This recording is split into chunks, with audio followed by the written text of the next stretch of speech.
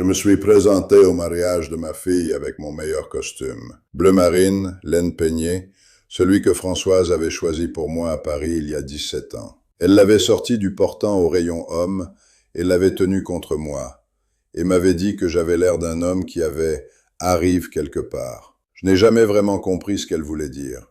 Je crois que je comprends maintenant. Camille m'attendait devant le domaine de la Chênaie, pas dedans en train d'accueillir les invités comme une mariée devrait le faire le plus important jour de sa vie. Elle était plantée à l'entrée dans une robe à 12 000 €, sortie directement de mon compte courant, et son expression était celle que je n'avais pas vue depuis qu'elle avait 16 ans et était décidée à partir à Barcelone sans supervision. « Papa », sa voix était tendue, contrôlée. « On a besoin de parler. » J'ai dit bonjour. Je lui ai dit qu'elle était magnifique, parce qu'elle l'était.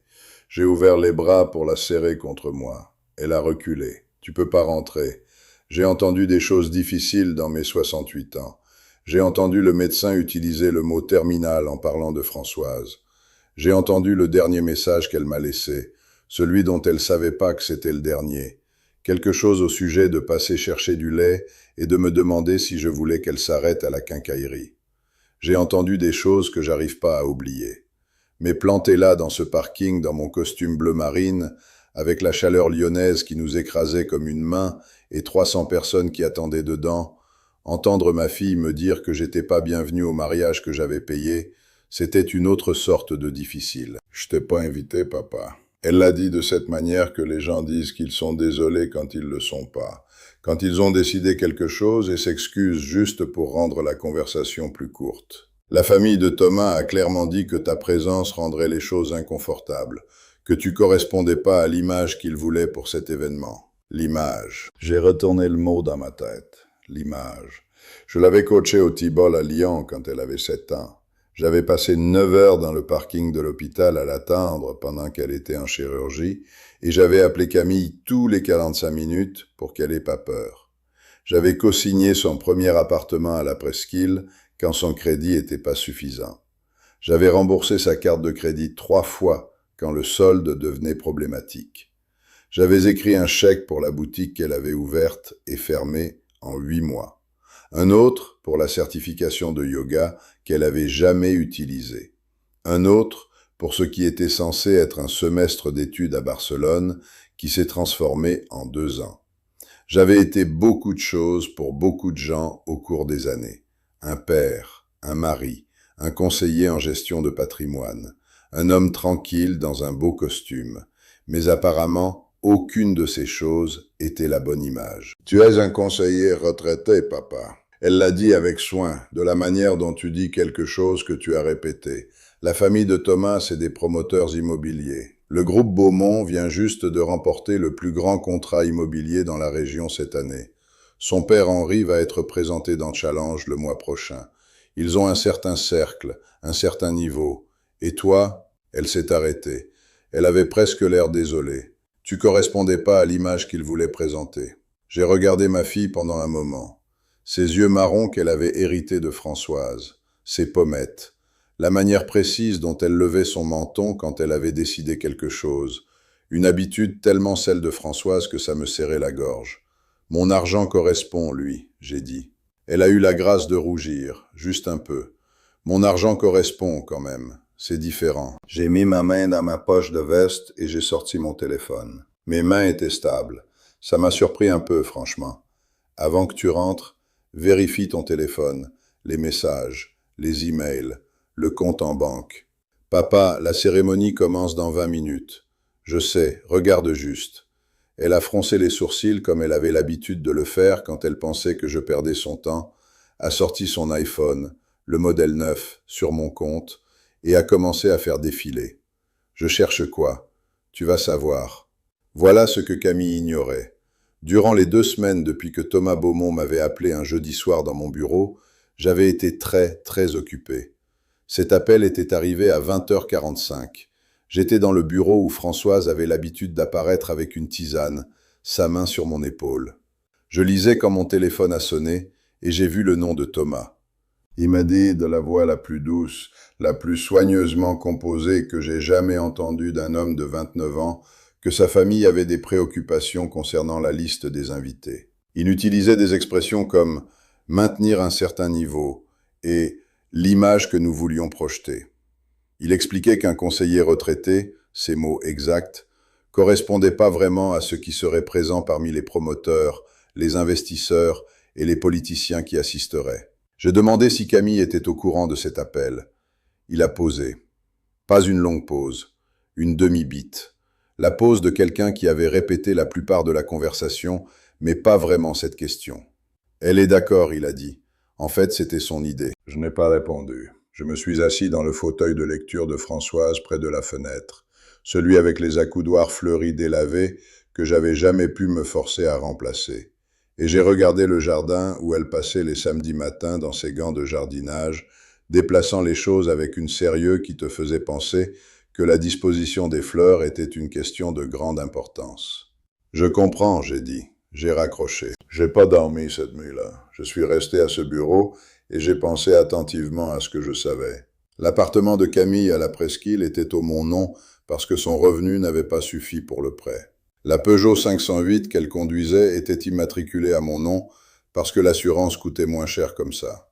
La carte de crédit qu'elle utilisait librement, pour la robe, pour les cadeaux de demoiselle d'honneur, pour un week-end au domaine de la Chênaie en février, pour se détendre avant le mariage, était attachée à mon compte.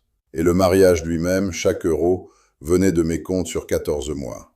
Les invitations italiennes, le dîner de répétition, les arrangements floraux, le bar ouvert, le photographe, la lune de miel à Santorini, 220 000 euros, pour un mariage où j'étais apparemment trop de bas niveau pour être un invité. Le lendemain matin, j'ai fait 3 appels avant 8 heures. D'abord, j'ai appelé Maître Bernard Leblanc, mon avocat spécialisé en succession. On travaillait ensemble depuis 22 ans. Il a décroché à la 2e sonnerie parce que Maître Leblanc décroche toujours à la 2e sonnerie. Bernard, j'ai besoin de réviser mon testament, complètement. Une pause. Michel, tu es bien sûr? Enlevez Camille entièrement. Tout va à la Fondation Françoise pour la recherche contre le cancer pédiatrique. Françoise et moi, on en parlait depuis des années. Faisons-le cette semaine. Il n'a pas protesté. Ensuite, j'ai appelé Frédéric à BNP Paribas, mon contact là-bas depuis 15 ans. Frédéric, j'ai besoin d'enlever Camille de tout. L'autorisation de carte de crédit, la cosignature sur l'appartement de la Presqu'île, tous les virements automatiques, effectifs immédiatement. Un long silence. Ça va la laisser dans une situation difficile, Michel. Oui, j'ai dit. C'est l'idée. Troisièmement, j'ai appelé la directrice du domaine de la Chênaie. J'ai expliqué que, en tant que titulaire de carte pour tous les frais d'événement, j'avais des droits pour contester les transactions en attente. Je lui ai demandé de confirmer que, sans un paiement résolu, aucun événement pourrait avoir lieu le jour du mariage. Elle l'a confirmé. Je lui ai dit d'attendre un appel de moi le matin du mariage. Je veux m'arrêter ici un moment. Si tu as jamais donné tout ce que tu avais, ton temps, ton argent, ta présence, ton amour, et tu as fini planté dans un parking en train de te faire dire que tu n'étais pas assez bon pour la table que tu avais construite toute ta vie, je veux que tu saches.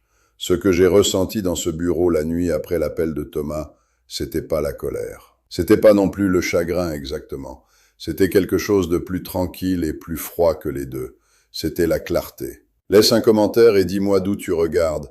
J'ai reçu des messages de gens de Bordeaux, Marseille, Paris, des places que je visiterai jamais, qui ont traversé une version de ça. Tu n'es pas seul. Abonnez-vous au canal parce que ce qui s'est passé ensuite dans ce parking, c'est la partie que j'ai pas encore racontée. Et ça vaut le coup de rester. Camille avait pris la couleur du béton. Il y a un message d'un avocat, elle a dit. Sa voix avait perdu toute sa composure répétée. Il dit que tu as révisé ton testament. Elle a levé les yeux vers moi. Il dit que je suis complètement enlevé. C'est correct. La Fondation Françoise reçoit tout à mon décès. Environ 3,2 millions en actifs liquides, plus la maison et les comptes d'investissement. En l'honneur de ta mère. Elle me demandait depuis des années. Tu peux pas faire ça. Une fureur tranquille a commencé à se déplacer derrière ses yeux. Papa, tu peux pas juste... Vérifie la notification BNP Paribas, j'ai dit. La carte de crédit a été annulée ce matin. La cosignature sur ton appartement a été déposée pour suppression hier. Frédéric m'a dit que la banque aura besoin d'un paiement complet ou d'un revenu qualifiant documenté d'ici lundi. Et il y a un message de la directrice. En tant que titulaire de carte, j'ai contesté les charges en attente ce matin. Sans confirmation de paiement, L'événement peut pas avoir lieu. Thomas est apparu dans l'entrée derrière Camille exactement à ce moment-là. Costume là. Cheveux arrangés avec la précision soignée qui s'annonce elle-même. « Camille, qu'est-ce qui se passe ici? Les invités ont été assis depuis. Ton beau-père vient d'annuler notre mariage, elle a dit. » Il m'a regardé. Son expression a commencé comme de la confusion, puis s'est transformée en quelque chose d'autre alors qu'il lisait mon visage. « Pardon? Je n'ai rien annulé, j'ai dit. J'ai cessé de financer. Il y a une distinction. » Et là, c'est que tout s'est écroulé.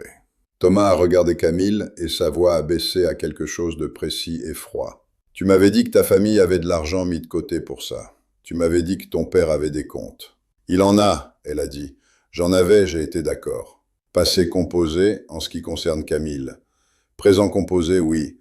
Je ne suis pas sans ressources, Thomas. Je suis en fait très loin de ça. J'ai tendu la main dans la poche de ma veste et j'ai sorti une seule carte. Blanc pur. Conseil en gestion de patrimoine. Mon nom. J'ai géré la richesse privée pendant 35 ans, j'ai dit. Des portefeuilles clients allant de 8 à 15 millions d'euros. J'ai travaillé avec 23 familles dans la région lyonnaise. Certaines d'entre elles sont à l'intérieur de cette pièce maintenant, attendant une cérémonie qui n'aura pas lieu aujourd'hui. Plusieurs d'entre elles jouent au golf avec moi régulièrement. La famille Whitmore, qui sont assis à la table 6, ont essayé d'obtenir une introduction à un contact de capital risque spécifique depuis presque 2 ans. Mais tout ça n'a pas vraiment d'importance ici. Henri Beaumont a traversé la porte alors. Un grand homme, 63, peut-être 64. La prestance de quelqu'un habitué à être la personne la plus importante. Il m'a regardé avec le mépris particulier d'un homme qui avait déjà décidé. « T'es le conseiller, il a dit. Conseiller retraité, j'ai dit. Il y a une différence là aussi. Peu importe ce que tu crois accomplir ici, ce n'est pas le moment ni l'occasion. Le domaine a besoin de 220 000 € dans les 12 prochaines minutes, j'ai dit, où la directrice va commencer à demander à tes invités de partir. Je voulais m'assurer que tu avais l'image complète. » Le silence qui a suivi était le plus beau silence de ma vie. Je ne suis pas un homme qui aime la souffrance d'autres. Mais regarder Henri passer par l'incrédulité, la fureur et la panique, j'étais complètement en paix. 220 000, il a répété, comme si le nombre était dans une langue étrangère. C'est juste le solde du domaine. Le traiteur a une charge distincte. Et Santorini, que j'avais annulé directement, l'agent de voyage s'appelle Lisa. Elle discutera la politique d'annulation. Sa femme Sylvie était venue dehors. Elle se tenait légèrement à part de son mari et il y avait quelque chose de différent dans son expression. Le regard de quelqu'un reconnaissant quelque chose. « C'est toi qui as tout payé, elle a dit. 220 000 €, j'ai dit, sur 14 mois. » Elle a mis sa main sur le bras d'Henri. Il l'a repoussé. « Tu as fait ton point. Mais n'humilie pas 300 personnes qui n'avaient rien à voir avec ça. 300 personnes que ta famille a invitées, j'ai dit. Je n'ai pas invité personne. J'ai juste signé. » La directrice est apparue. « Je suis désolé, mais on a besoin d'une résolution dans les 8 prochaines minutes où je dirai aux invités de partir. » Henri a fait 2 appels. Aucun n'a produit l'argent. Thomas se déplaçait dedans, essayant d'expliquer quelque chose. Camille était plantée sur les marches, avec la traîne de sa robe traînant sur le béton et son mascara coulant sur les joues. Elle ressemblait à une femme qui venait de comprendre quelque chose qu'elle ne pouvait pas oublier. Le mariage a été annulé à 11h47. 300 invités ont été prévenus par texto, puis par le personnel. Je me tenais près de ma Peugeot et je les regardais partir en groupe, voix basse. Henri a fait 3 autres appels. Thomas et Camille se tenaient aux marches et ils ne se touchaient pas. J'ai conduit vers la maison. J'ai réchauffé du poulet qui restait de mardi. Je me suis assis dans le fauteuil de lecture de Françoise et j'ai lu pendant 2 heures. Je veux dire ça avec soin. Ce n'est pas une histoire simple. Camille est ma fille. Elle a les yeux de Françoise, la ténacité, le rire quand quelque chose la surprend vraiment.